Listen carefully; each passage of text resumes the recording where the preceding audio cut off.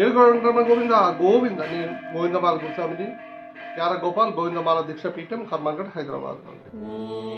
నాకు ఈ మధ్యకాలంలో బాగా వినపడేది ఏమిటంటే, మా గోవిందుడు వచ్చి మేము ఇంత పూజలు చేస్తున్నాము, అంత పూజలు చేస్తున్నాము, మేము ఉపవాసాలు ఉంటున్నాము, ఎన్నో రకాలైన పూజలు చేస్తున్నాము, ధూపదీప నైవేద్యాలు ఇస్తున్నాము, తర్వాత రకరకాల క్రతువులు, హోమాలు ఇట్లాంటివన్నీ చేస్తున్నాము, మాకు మేము అనుకున్నది ఏది కూడా జరగటం లేదు అని వాపోతున్నారు.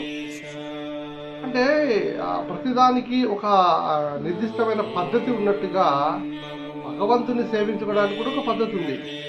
ఆ పద్ధతిని అనుసరించే చేయాలి. పక్కింటి వాళ్ళు చెప్పారను, ఎదురింటి వాళ్ళు చెప్పారను, ఇలా చెప్పారను మనం చేస్తూ ఉంటే ఫలితం ఎలా ఉంటుంది? ఏదైనా సరే మీరు చేసే ప్రతి పనిని పద్ధతి ప్రకారం చేస్తేనే మీకు ఫలితం ఉంటుంది. కానీ ఆ పద్ధతి తప్పి చేస్తే ఫలితం ఎక్కడ ఉంటుంది? ఉండదు కదా. ఇప్పుడు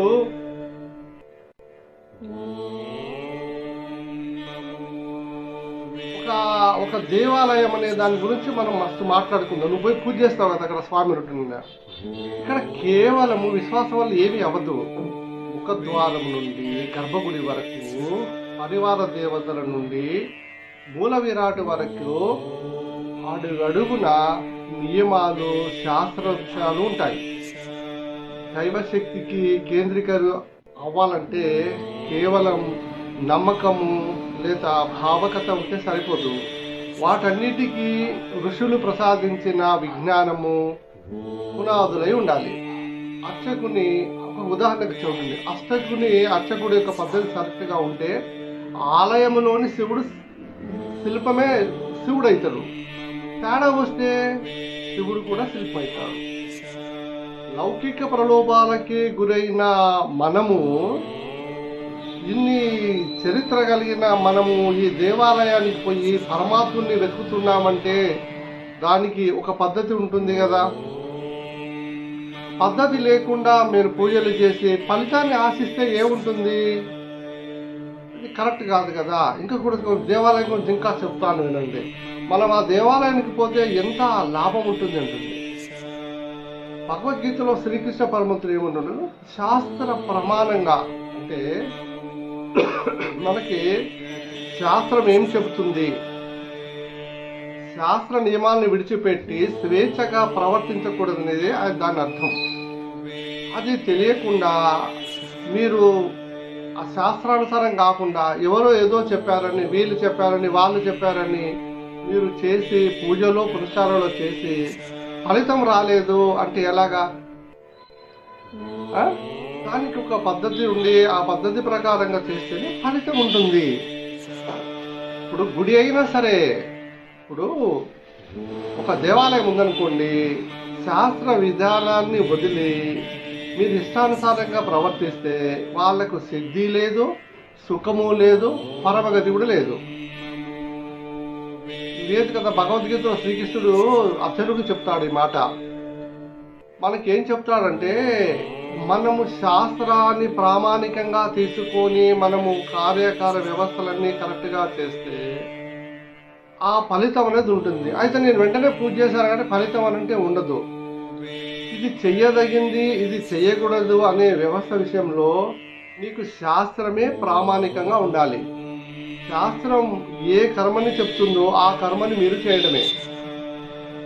గీతలో పరమాత్ముడు బోధి సత్యం కూడా అదే. మీరు అంతేగాని మీరు అసలు మనకు ఒక ఆలయ నిర్మాణానికి కూడా ఒక శాస్త్ర ప్రకారం ఉంటుంది. అదేంటో చెప్పనా? దానికి 3 విధానాలు ఉంటాయి. నిగమ, ఆగమ, శృతి. నిగమ అంటే వేదాలు, ఆగమ అంటే ధర్మశాస్త్రాలు, శృతి అంటే మంత్రం, తంత్రం, విజ్ఞానం. ఆలయ నిర్మాణం, ప్రతిష్ట, ప్రతాపన, అర్చన విధి విధానాలు ఆగమ శాస్త్ర ప్రకారమే నిర్వర్తించాలి. నిగమ మంత్ర ప్రయోగాలు ఆగమ ప్రకారమే చేయాలి. ఏ ఆగమ శాస్త్ర ప్రకారం ఆలయం నిర్మించబడిందో ఆ విధానాన్నే మనం అర్చనలు చేయాల్సి ఉంటుంది. ఒక ఆలయము శైవాగమన ఆలయ పద్ధతిలో నియమించబడింది అనుకోండి. శైవాగమన ఆలయం అంటే ముఖ్యంగా 28 ప్రకారాలు ఉంటాయి. కారణకామిక, యోగం చింత, దీప్త, సూక్ష్మ, సహస్ర ఇట్లాంటివి ఉంటాయి అన్ని. దాంట్లో 28 ఉంటాయి అవి. ఆ మందిరంలో కారణకామ పద్ధతి నిర్మిస్తే అమ్మవారి ఆరాధన, శ్రీచక్ర ఆరాధన ఇవన్నీ శ్రీ విద్యా సాంప్రదాయంలో చేయాలి. కానీ మన ఇష్టం వచ్చినట్టు చేయడం కుదరదు. ఇప్పుడు శైవాలయాలు ఉన్నాయి చాలా. పంచబ్రహ్మ అంటే ఎవరు? శివుడి 5 ముఖాలే పంచబ్రహ్మలు. వాటి పేరే సజ్జోజాత, వామదేవ, అఘోర, తత్పురుష, ఈశాన. ఈ 5 ముఖాల్లో వచ్చే నా, మా, శి, వా, యా, నమ శివాయ అనే పంచాక్షరి మంత్రము ఉద్భవించింది. ఇప్పుడు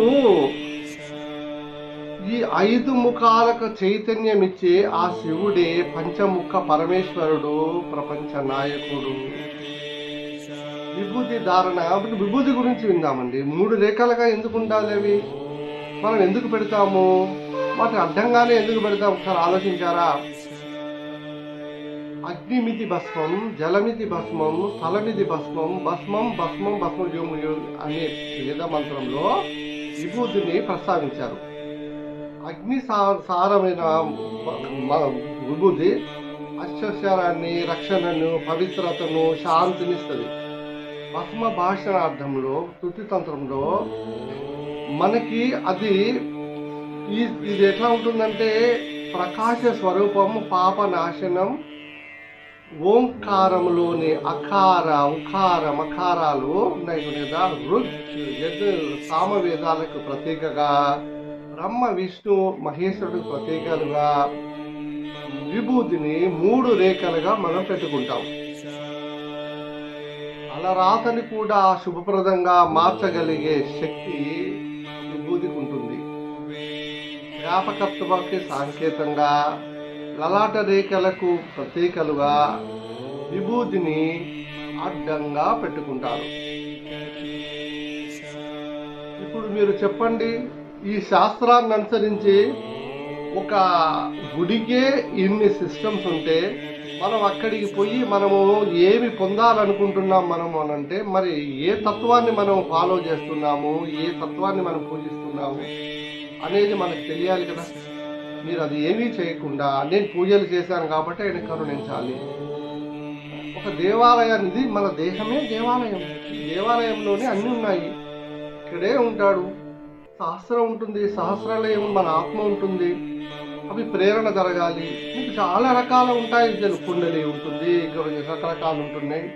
ఇవన్నీ కూడా ఎవరో పక్కింటోళ్ళు, ఎదిరింటోళ్ళు, ఆమె ఇప్పుడు వయసు పెరగగానే సరిపోదు, జ్ఞానం కూడా పెరగాలి.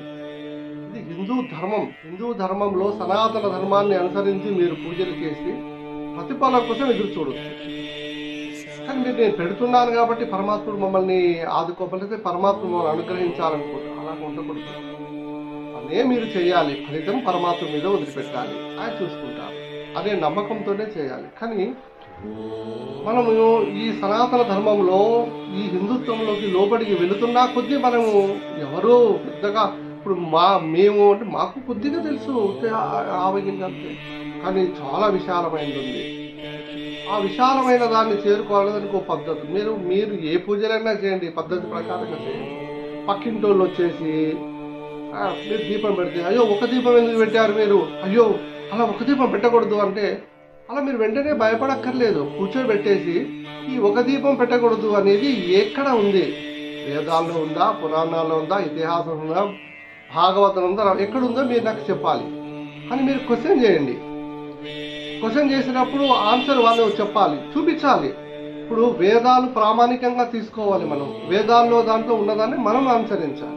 ఇప్పుడు మనకి ఋషులు, యోగులు, సిద్ధ పురుషులు మనకు అందించేది గొప్పది కదా, దాని ప్రకారమే మీరు చేయాలి. కానీ మీకు తోచినట్టు విధంగా మీరు చేసి ఫలితాన్ని ఆశించకూడదు. కాబట్టి గమనించండి, మీరు చేసేది శాస్త్రోక్తమై ఉండాలి, ధర్మబద్ధమై ఉండాలి. ఇవన్నీ కూడా మీరు గమనించేసి ఎవరు పడితే వారు చెప్పింది చేయకుండా మంచి గురువు చెప్పింది చేసి వేద పురాణ ఇతిహాసాల్లో ఉన్నదాన్ని మీరు చేసినట్లయితే తప్పకుండా ప్రతిఫలం ఉంటుంది. జై శ్రీమన్నారాయణ.